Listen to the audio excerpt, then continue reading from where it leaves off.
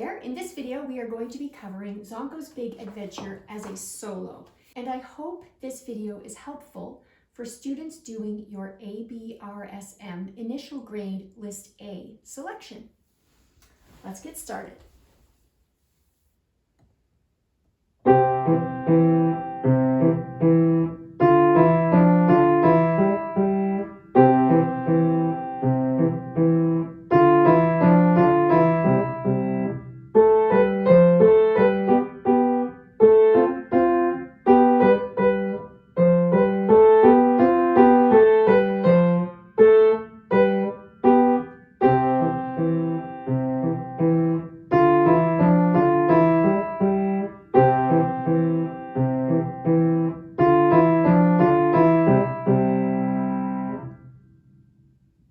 Zonko's Big Adventure is inspired by 8-bit video game themes, and so you'll notice that it has a kind of a boxy kind of sound. If this was a picture, it wouldn't have very many pixels. One of the reasons it was selected for List A is because it helps develop an understanding of historical articulation. So let me just walk you through a few of the ways that Zonko's Big Adventure helps. First of all, like in Baroque music, we have slurred and non-legato notes, and when you pay close attention to where they are, you'll be developing the same skills that you'll need to carry forward into Baroque music. So we have, so that is slurred, non-legato, slurred, non-legato, and then we have, and this takes us on to our next point, that there's a lot of inverted melody making going on here. You'll notice that the main melody in the left hand is mostly going up, and in the right hand, that is mirroring the left hand. Normally what we see in Baroque music is that this would happen in imitative counterpoint, or sometimes in a fugue you'll have a fugal subject that is inverted. This inversion is happening simultaneously, which is doable at this level because the hands are playing the same finger numbers at the same time. And also, like Baroque keyboard music, we're keeping the dynamics very, very simple in this piece. It's almost like they are terraced, like in a Baroque piece. Baroque keyboards weren't able to play crescendos or diminuendos, and they weren't able to shape phrases.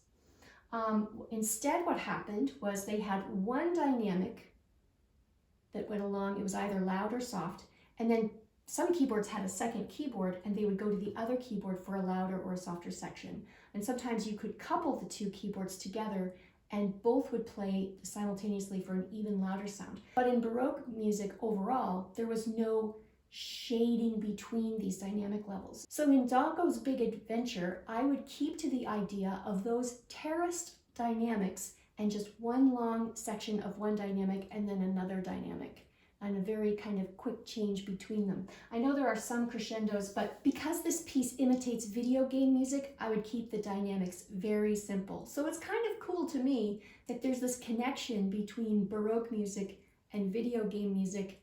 They kind of have something in common here, that you want to keep the dynamics kind of simple, and you want to pay very close attention to the articulation, because the articulation in this piece is what makes it sound like video game music.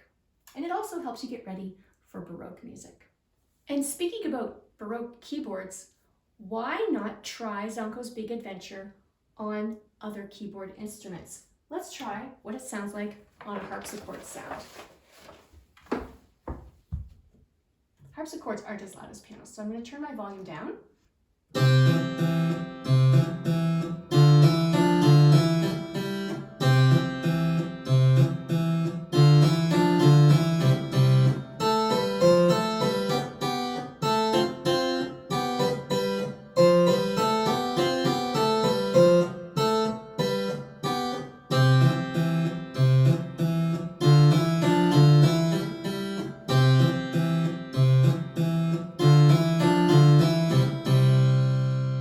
That's one Baroque instrument. Let's hear what it would sound like on an organ. I have a church organ sound here. Let's just see.